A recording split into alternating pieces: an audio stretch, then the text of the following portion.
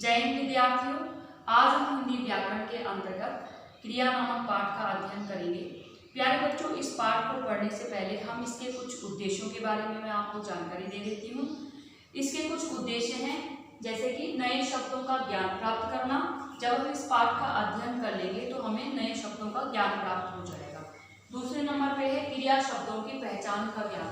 क्रिया शब्द कौन कौन से होते हैं, इस पाठ का अध्ययन करने के बाद हमें यह भी पता चल जाएगा। ठीक है। और तीसरे नंबर पे है क्रिया की मूल रूप की जानकारी। अब क्रिया शब्द तो होते ही हैं, लेकिन उनके मूल रूप को क्या कहते हैं, इस पाठ का अध्ययन करने के बाद जो है हमें ये भी पता चल जाएगा। और चौथे नंबर पे है क्रिया के सही प्रयोग करने की जानकारी प्राप्त करना। तो इस पाठ को पढ़ने के बाद, इस पाठ का अध्ययन करने के बाद जो है हमें यह भी पता चल जाएगा कि क्रिया के जो शब्द होते हैं उनका प्रयोग कहाँ और किस प्रकार से करते हैं। ठीक है। तो इन उद्देश्यों को ध्यान में रख करके हम इस पाठ का अध्ययन करते हैं। तो सबसे पहले बात आती है कि क्रिया क्या चीज होती है। हम यहाँ पे देखेंगे क्रिया। क्रिया क्या है? क्रिया का मतलब होता है किसी काम को करना है होना। ठीक है। किसी काम को जब हम कर रहे हैं, जैसे इस समय की मैं आपके साथ बोलने का काम कर रही हूँ, साथ में लिखने का भी काम कर रही हूँ। जब मैं इधर उधर आगे चल रही हूँ या पीछे चल रही हूँ तो वो मैं चलने का भी काम कर रही हूँ, है कि नहीं। आप लोग जो है वो मुझे देख रहे हैं तो आपको देखने का भी काम हो रहा है। ये सारी चीजें क्या है, मनुष्य कहते हैं कि कोई भी मनुष्य एक सेकंड भी बिना क्रिया के नहीं रह सकता है। ठीक है। तो कोई ना कोई काम जब हम करते हैं या किसी को करते हुए देखते हैं तो उसी को क्या कहते हैं, क्रिया कहते हैं। तो इसकी क्या परिभाषा बनेगी, क्रिया की जो परिभाषा होगी वो इस प्रकार से बन जाएगी। क्रिया की परिभाषा। अब परिभाषा क्या होगी, परिभाषा ये होगी कि जिन शब्दों से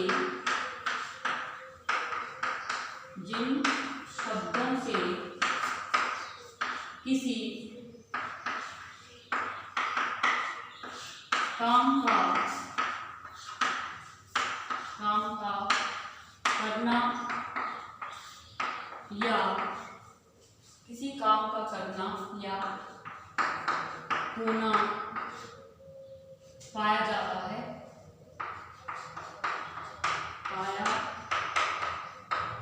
क्रिया कहलाती है। क्रिया कहलाते हैं।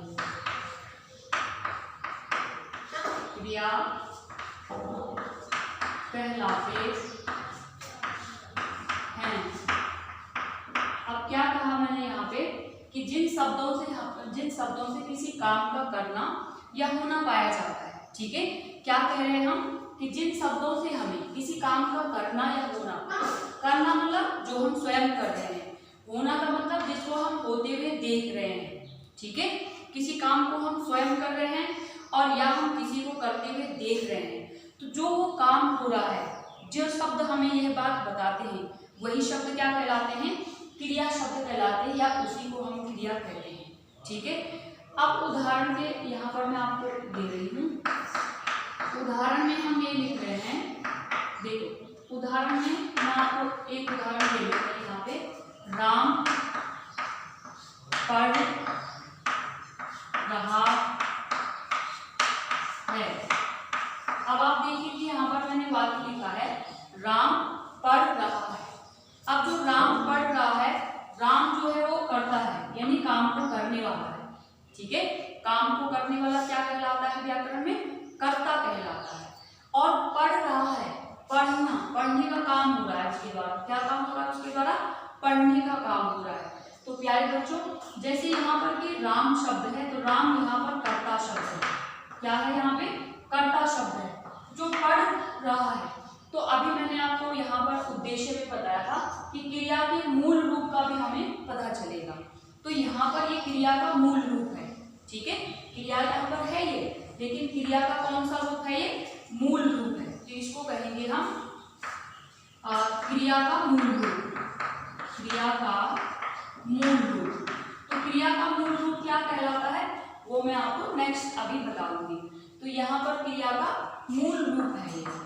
और इसके बाद यानी कि ये क्रिया है, लेकिन किस रूप में है, मूल रूप में है।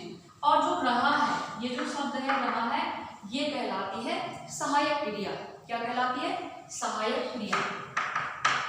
सहायक क्रिया। अब सहायक का मतलब होता है जो उसकी सहायता करनी है, वाक्यों को पूरा करने में उसकी जो मदद कर रहा है। जैसे कि इंग्लिश में इज, एम, आर का प्रयोग सहायक, हेल्पिंग वर्ब के रूप में किया जाता है।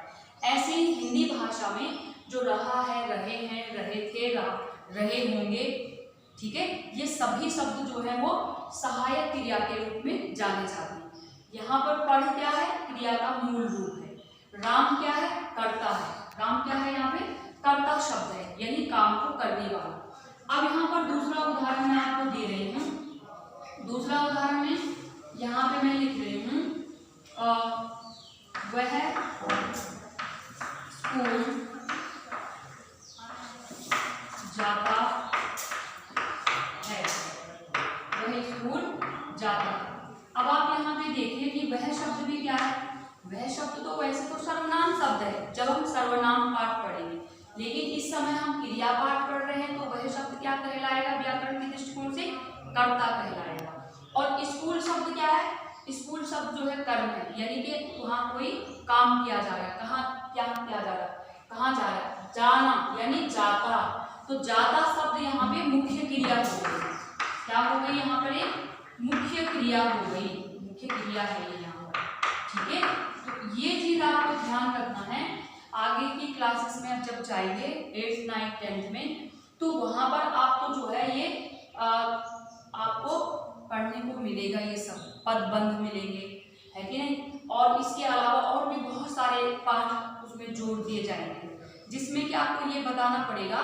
बोर्ड की परीक्षाओं में सब पूछा जाता है कि वह शब्द क्या है, स्कूल शब्द क्या है, या जाता शब्द क्या है, या है शब्द क्या है। तो आपको उसको अलग अलग कैटेगराइज करना होता है। जैसे कि अभी मैं बता रही थी आपको यहाँ पे कि राम क्या है? कर्ता है, एक वचन में है कि नहीं, ठीक है, पुल्लिंग है। इन सब के बारे में आपको जानकारी आगे की क्लासेस में मिलेगी। अब यहाँ पर आप थोड़ी सी छोटी क्लासेस में हैं, तो आप केवल इतना समझिए कि वह शब्द क्या है? वह शब्द सर्वनाम शब्द तो है ही है, लेकिन क्रिया पाठ के अंतर्गत वह शब्द क्या है? कर्ता शब्द है, काम को करने वाला है। स्कूल जो है एक ऑब्जेक्ट है, यानी कर्म के तौर पर है। जाता शब्द है मुख्य क्रिया। अब यहाँ पर हमने मुख्य क्रिया कहा था, और पढ़ शब्द को हमने क्या कहा था? क्रिया का मूल रूप। अब यहाँ पर मैं एक और आपको ये थी हमारी पहला पॉइंट समझ। दूसरी बात जो है हमें यहाँ पर ये ध्यान रखनी है, धातु। क्या शब्द लिखा मैंने यहाँ पे? धातु। ये इतनी सी बात तो आपको समझ में आई गई होगी कि जिन शब्दों से हमें किसी भी काम को करने या होने का पता चलता है तो उन्हें क्या कहते हैं? क्रिया कहते हैं। दूसरे नंबर पे बात आई धातु। अब धातु किसे कहते हैं? धातु इसी को कहते हैं जो मैंने अभी आपको बताया था, क्रिया का मूल रूप ही क्या कहलाता है? धातु कहलाता है। तो अब आप देखिए कि जब हम कोई भी परिभाषा याद करते हैं या जब किसी भी चीज को हमें समझना है, देखो बच्चों, हमें रटना नहीं है चीजों को। व्याकरण एक ऐसी चीज है जिसको हम रटते नहीं हैं। रटने से क्या होता है? हम भूल जाते हैं कुछ समय के बाद उसको। लेकिन हमें क्या बनना है अपने जीवन में? एक समझदार इंसान बनना है। जब हम समझेंगे बातों को, चीज को हम समझ लेंगे, किसी भी चीज को, तो फिर हमसे गलती नहीं होगी। तो ऐसे ही यहाँ पर है कि जब हमने यहाँ पर समझ लिया, ये जो पढ़ शब्द है वो क्रिया का किस रूप में है? मूल रूप में है यहाँ पे। तो उसको क्या कहेंगे हम? उसको ही हम धातु कहेंगे। तो धातु की क्या परिभाषा हो गई? वो तो अपने आप ही आ जाती है कि क्रिया के मूल रूप को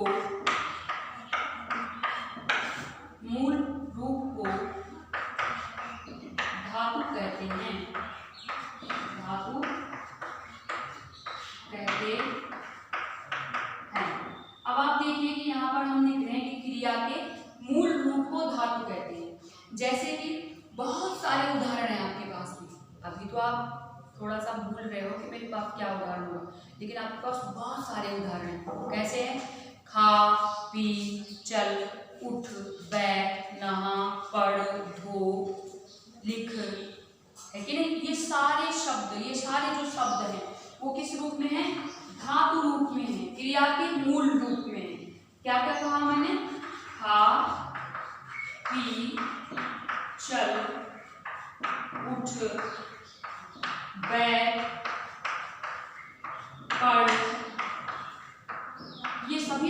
जो है वो किस रूप में है, क्रिया के मूल रूप में है। क्रिया के कौन से रूप है, मूल रूप में है। और हिंदी भाषा में क्रिया पाठ में अपने बोलने में, अपने लिखने में, ठीक है, हम इन सब का प्रयोग करते हैं, ठीक है।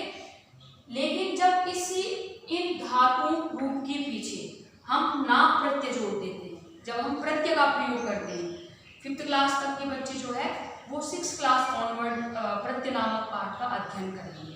और जो 6, 7, 6 ऑनवर्ड में है, जो 6, 7, 8, 9, 10, 11, 12 में है, जो आगे की कक्षाओं में पढ़ रहे हैं, उनको ये सब बातें पता होगी। क्यों होगी? क्योंकि उन्हें प्रत्यय नामक उपसर्ग नामक पाठ को पढ़ा दिया गया है पहले। लेकिन जो 5th क्लास के बच्चे हैं वो क्या करेंगे, उनके लिए थोड़ा सा ही मुश्किल होगा, क्योंकि उन्हें प्रत्यय नामक पाठ अभी 6th क्लास में जाके पढ़ना है, ठीक है। लेकिन फिर भी आप लोगों को जानकारी होनी चाहिए कि जब हम इन्हीं खा, पी, चल, उठ, बैठ, पढ़, इनमें जब हम ना प्रत्यय इसके पीछे जोड़ देंगे तो क्या हो जाएगा, खाना, पीना, चलना, उठना, बैठना, पढ़ना, तो वो क्या बन जाएगी, मुख्य क्रिया बन जाएगी। क्या बन जाएगी? वो मुख्य क्रिया बन जाएगी। लेकिन जब हम वाक्य में इन सभी का प्रयोग इसी तरह से करते हैं तो वो क्रिया का क्या कहलाते हैं, मूल रूप के रूप में हम प्रयोग करते हैं। तो इतनी सी बात आपको समझ में आ गई होगी कि क्रिया क्या है, जिन शब्दों से हमें किसी काम का करना या होना हम देखते हैं, पाया जाता है, या जिनसे हमें बोध होता है, वही क्या है, क्रिया है। और दूसरे नंबर पे बात आई कि धातु किसे कहते हैं, तो क्रिया के मूल रूप को क्या कहते हैं, धातु कहते हैं।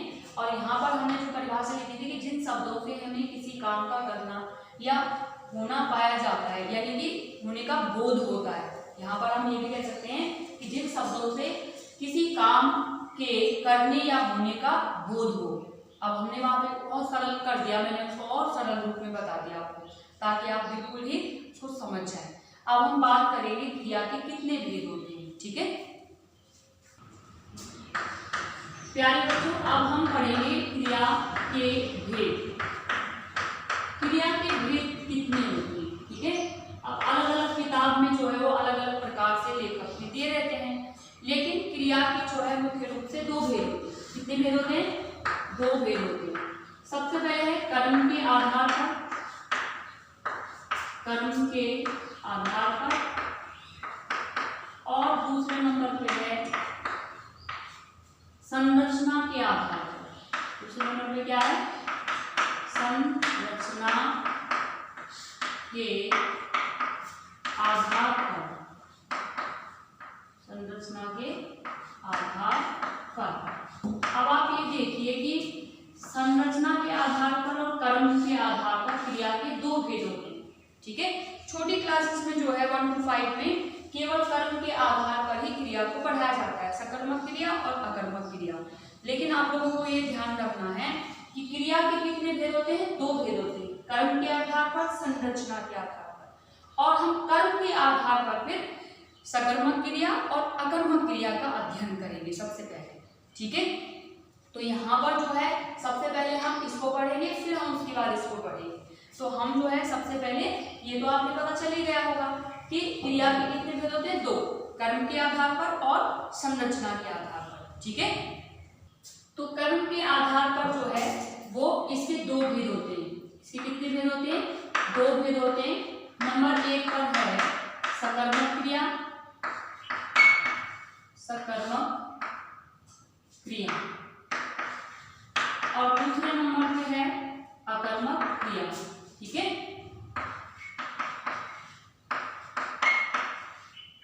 अकर्मक क्रिया। अब आप देखिए कि सकर्मक क्रिया किसे कहते हैं और अकर्मक क्रिया किसे कहते हैं।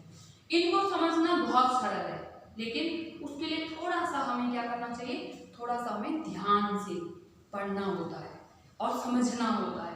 अब सकर्मक क्रिया क्या है, इसकी जो है परिभाषा मैं आपको बताऊंगी और इसे समझाऊंगी सबसे पहले आपको कि सकर्मक क्रिया किसे कहते हैं। देखो, सकर्मक, स का मतलब होता है सहित, कर्मक का मतलब कर्म के सहित।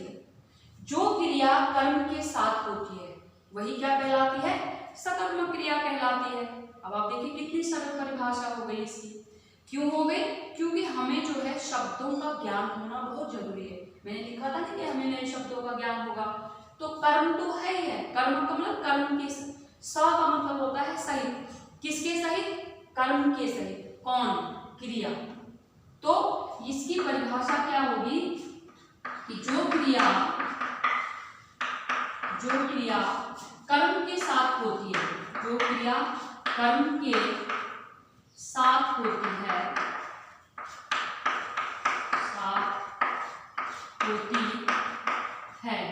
क्या कहलाती है? सकर्मक क्रिया कहलाती है। सकर्मक क्रिया कहलाती है। ठीक है। अब आप देखिए कि जो क्रिया कर्म के साथ होती है वो क्या कहलाती है? सकर्मक क्रिया कहलाती है। अब यहाँ पर जो है क्या कहा हमने, उदाहरण हम दे रहे हैं यहाँ पर, कैसे होगी कर्म के साथ। कहने का मतलब क्या है, इसमें हमें संकेत भी मिलते हैं। संकेत कैसे संकेत मिलते हैं? जब हमें किसी भी वाक्य में क्या, किसको और किसे, 3 शब्द बताए मैंने, क्या, किसको और किसे का उत्तर मिल जाता है, तो वहां पर कौन सी क्रिया होती है? सकर्मक क्रिया होती है। सीधी सीधी सी बात बता दी मैंने यहाँ पे कि जो क्रिया कर्म के साथ होती है तो वहां पर क्या होता है? वह सकर्मक क्रिया होती है। ठीक है। और उदाहरण हम कह रहे हैं, बच्चे हिंदी पढ़ रहे हैं।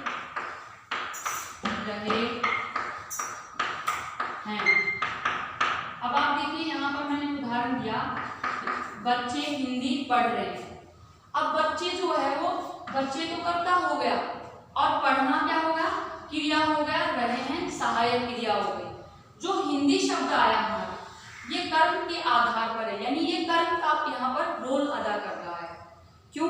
क्योंकि हम हिंदी को हिंदी की तरह से पढ़ेंगे। अभी आपकी हिंदी की पुस्तक है, या आपकी हिंदी की पुस्तक है, अब हम इसको यहाँ से तो नहीं पढ़ेंगे ना, या हम इसको ऐसे तो नहीं पकड़ेंगे, ऐसे करके नहीं पकड़ सकते आप। क्यों? क्योंकि हमें पता है कि हिंदी जो है वो कहाँ से पढ़ जाती है? बाएं से दाहिने की तरफ पढ़ी जाती है। हमें पता है कि हिंदी को पीछे से नहीं पढ़ते हैं, उसको यहाँ से पढ़ते हैं, नीचे से नहीं पढ़ते हैं, ऊपर से ही पढ़ते हैं। क्यों? क्योंकि ये इसके अनुसार है जो पढ़ाई हो रही है। बच्चे जो है वो हिंदी के अकॉर्डिंग चल रहे हैं इस समय, इस अर्थात कर्म की यहाँ पर प्रधानता है, यानी कि कर्म के साथ है यहाँ पर, तो इसलिए क्या होगा? वहां सकर्मक क्रिया होगी। ठीक है।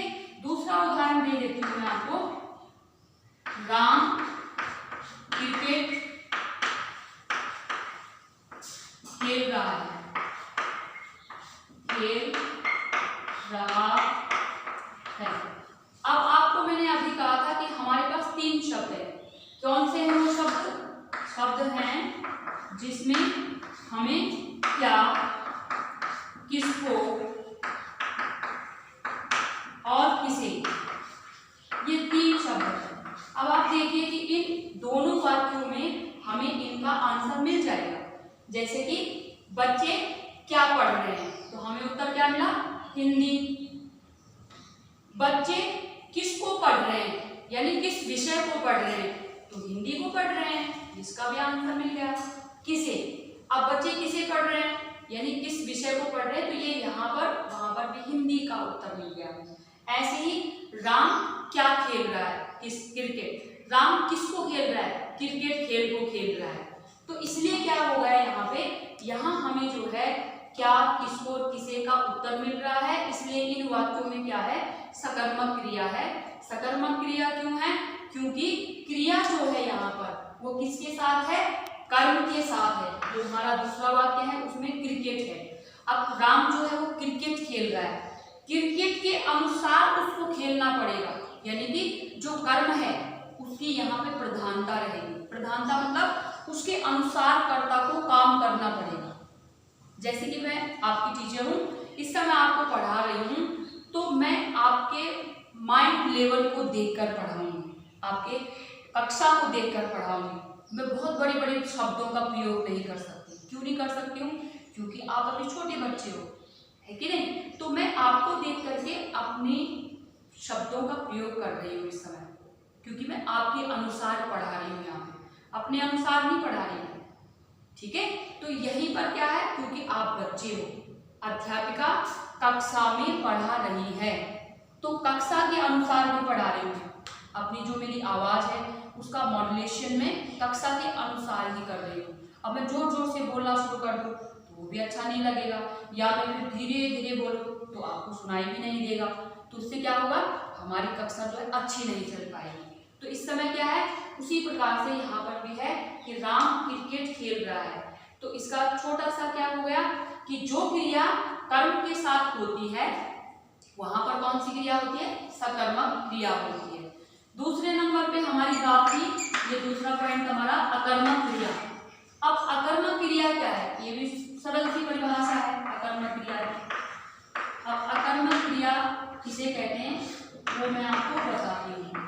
देखो, सा का मतलब तो होता है सहित, सा का मतलब क्या होता है, सहित, यानी किसके सहित, कर्म के सहित। यहाँ पर अ का मतलब होता है रहित, सहित और रहित, तो अ का मतलब रहित, यानी जो क्रिया कर्म के रहित हो, जो क्रिया कर्म के रहित हो। कैसे, जो क्रिया कर्म के साथ नहीं होती है, जो क्रिया कर्म के साथ नहीं होती है, तो क्या कौन सी क्रिया कहलाती है, अकर्मक क्रिया कहलाती है। अकर्मक क्रिया कहलाती है, ठीक है, ये मैं यही लिख दे रही हूँ। तो आप ये देखिए कि जो क्रिया कर्म के साथ होती है वह कौन सी क्रिया है, वह क्रिया अकर्मक क्रिया कहलाती है। यहाँ पर हमने इसमें जो है क्या हम देखेंगे, यहाँ पर ये तीनों शब्द काम करेंगे कि जिन वाक्यों में क्या, किसको और किसे का उत्तर नहीं मिलता, क्या, किसको और किसे का उत्तर नहीं मिलता है, वहां पर कौन सी क्रिया होगी, अकर्मक क्रिया होगी। क्यों होगी, क्योंकि वह कर्म के विहीन है, वो कर्म के साथ नहीं आती है। जैसे यहाँ पहला वाक्य हमने क्या लिखा था, बच्चे हिंदी पढ़ रहे हैं, लेकिन अब मैं यहाँ से हिंदी शब्द हटा दूंगी, यहाँ पर मैं लिखूंगी बच्चे पढ़ रहे हैं, पढ़ रहे हैं। अब आप देखिए कि मैंने आपसे प्रश्न पूछा बच्चे क्या कर रहे हैं, आपने कहा बच्चे पढ़ रहे हैं, तो फिर क्या पढ़ रहे हैं, उत्तर मिला हमें, नहीं मिला। किसको पढ़ रहे हैं, नहीं मिला उत्तर। किसे पढ़ रहे हैं, उत्तर नहीं मिला, क्योंकि यहाँ पर जो वाक्य है वो कर्म के बिना है, इसलिए यहाँ पर क्या है, अकर्मक क्रिया है। बच्चे कुछ भी पढ़ सकते हैं, हिंदी पढ़ सकते हैं, गणित पढ़ सकते हैं, मैथ्स जिसको बोलते हैं, साइंस पढ़ सकते हैं, कोई भी सब्जेक्ट पढ़ सकते हैं, लेकिन हमने उसका यहाँ पर जिक्र नहीं किया है, हमने उसको लिखा ही नहीं है, इसलिए यहाँ पर क्या है, अकर्मक क्रिया है। ऐसे ही राम क्रिकेट खेल रहा है, लेकिन अगर हम क्रिकेट शब्द को हटा देंगे यहाँ से कि राम खेल रहा है, तो राम तो वॉलीबॉल भी खेल सकता है, गुड़िया से भी खेल सकता है, जरूरी थोड़ी क्रिकेट से ही खेलेगा, हमें पता ही नहीं चला। वहां पर हमारे मन में एक आकांक्षा बनी रही, ठीक है, वहां पर हमारे मन में आकांक्षा बनी रही, इच्छा बनी रही कि क्या हो रहा होगा, किसको हो रहा होगा, किससे हो रहा होगा, कैसे। तो इसलिए क्या है, वहां पर जहां पर क्रिया जो है कर्म के साथ नहीं रहती वहां पर अकर्मक क्रिया है, जहां पर क्रिया कर्म के साथ है वहां पर क्रिया सकर्मक है। तो 1 to 5 क्लास के लिए यहाँ पर ये पाठ पूर्ण होता है। अब 6 ऑनवर्ड में जो है कर्म के आधार पर और दूसरा क्या था हमारा, संरचना के आधार पर। तो संरचना के आधार पर जो है वो 6 ऑनवर्ड विद्यार्थियों के लिए मैं अपने अगले वीडियो में आपको सब कुछ वो समझाऊंगी कि संरचना के आधार पर क्रिया के कितने भेद होते हैं, और जो 1 to 5 5th क्लास में पढ़ रहे हैं उन बच्चों के लिए क्रिया पाठ यहीं पर पूर्ण होता है। अब मैं अपने अगले वीडियो के साथ मिलूंगी संरचना के आधार पर क्रिया के भेद, ठीक है। तब तक के लिए जय हिंद, धन्यवाद।